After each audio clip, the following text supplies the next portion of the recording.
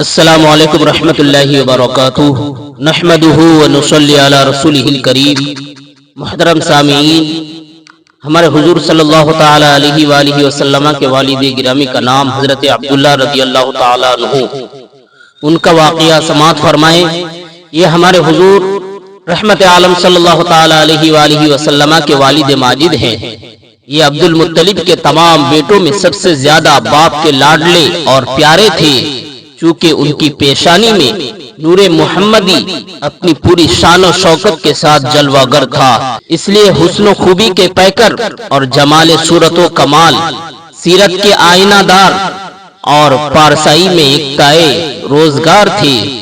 قبیلہ قریش کی تمام حسین عورتیں ان کے حسن و جمال پر فریفتہ اور ان سے شادی کی خواستگار تھی، مگر عبد المطلب ان کے لیے ایک ایسی عورت کے تلاش میں تھے جو حسن و جمال کے ساتھ ساتھ حسب و نسب کی شرافت اور پارسائی میں بھی ممتاز ہو۔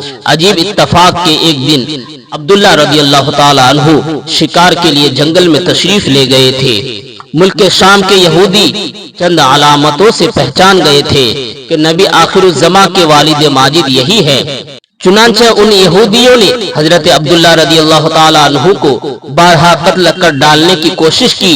اس مرتبہ بھی یہودیوں کی ایک بہت بڑی جماعت ہتھیار لے کر اس نیت سے جنگل میں گئی کہ حضرت عبداللہ رضی اللہ تعالی عنہ کو تنہائی میں دھوکے سے قتل کر دیا جائے، مگر اللہ تعالیٰ نے اس مرتبہ بھی اپنے فضل و کرم سے بچا لیا۔ عالم غیب سے چند ایسے سوار نمودار ہوئے جو اس دنیا کے لوگوں سے کوئی مشابہت ہی نہیں رکھتے تھے۔ ان سواروں نے آ کر یہودیوں کو مار بھگایا اور حضرت عبداللہ رضی اللہ تعالی عنہ کو بحفاظت ان کے مقام تک پہنچا دیا۔ وہب بن مناف بھی اس دن جنگل میں تھے اور انہوں نے اپنی آنکھوں سے یہ سب کچھ دیکھا، اس لیے ان کو حضرت عبداللہ رضی اللہ تعالی عنہ سے بے انتہا محبت و عقیدت پیدا ہو گئی اور گھر آ کر یہ عزم کر لیا، یہ ارادہ کر لیا کہ میں اپنی نور نظر حضرت آمنہ رضی اللہ تعالی عنہ کی شادی حضرت عبداللہ رضی اللہ تعالی عنہ سے ہی کروں گا۔ چنانچہ اپنی اس دلی تمنا کو اپنے چند دوستوں کے ذریعے انہوں نے عبد المطلب تک پہنچا دیا۔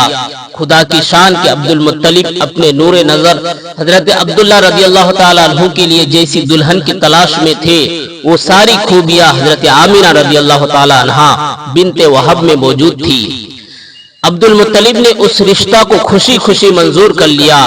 چنانچہ 24 سال کی عمر میں حضرت عبداللہ رضی اللہ تعالی عنہ کا حضرت بی بی آمنہ رضی اللہ تعالی عنہ سے نکاح ہو گیا اور نور محمدی حضرت عبداللہ رضی اللہ تعالی عنہ سے منتقل ہو کر حضرت بی بی آمنہ رضی اللہ تعالی عنہ کے شکم اطہر میں جلوہ گر ہو گیا، اور جب حمل شریف کو 2 مہینے پورے ہو گئے تو عبد المطلب نے حضرت عبداللہ رضی اللہ تعالی عنہ کو کھجوریں لینے کے لیے مدینہ بھیجا یا تجارت کے لیے ملک شام روانہ کیا۔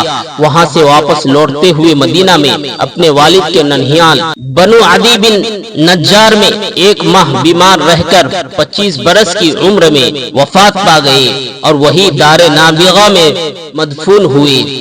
قافلہ والوں نے جب مکہ واپس لوٹ کر عبد المطلب کو حضرت عبداللہ رضی اللہ تعالی عنہ کی بیماری کا حال سنایا تو انہوں نے خبر گیری کے لیے اپنے سب سے بڑے لڑکے حارث کو مدینہ بھیجا۔ ان کے مدینہ پہنچنے سے پہلے ہی حضرت عبداللہ رضی اللہ تعالی عنہ اس دنیا سے چلے گئے۔ حارث نے مکہ واپس آ کر جب وفات کی خبر سنائی تو سارا گھر ماتم قدا بن گیا اور بنو ہاشم کے ہر گھر میں ماتم برپا ہو گیا۔ خود حضرت آمنہ رضی اللہ تعالی عنہا نے اپنے مرحوم شوہر کا ایسا پر درد مرثیہ کہا کہ جس کو سن کر آج بھی درد دل سے بھر جاتا ہے۔ روایت ہے کہ حضرت عبداللہ رضی اللہ تعالی عنہ کی وفات پر فرشتوں نے غمگین ہو کر بڑی حسرت کے ساتھ یہ کہا کہ الہی عز و جل، تیرا نبی یتیم ہو گیا۔ حضرت حق نے فرمایا کیا ہوا، میں اس کا حامی و حافظ ہوں۔ حضرت عبداللہ رضی اللہ تعالی عنہ کا ترکہ ایک لونڈی ام ایمن جس کا نام برکہ تھا، کچھ اونٹ کچھ بکریاں تھی، یہ سب ترکہ حضور صلی اللہ تعالی علیہ وآلہ وسلم کو ملا۔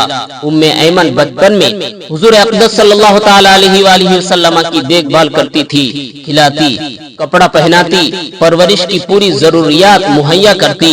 اس لیے حضور اقدس صلی اللہ تعالی علیہ وآلہ وسلم تمام عمر ایمن کی دل جوئی فرماتے رہے۔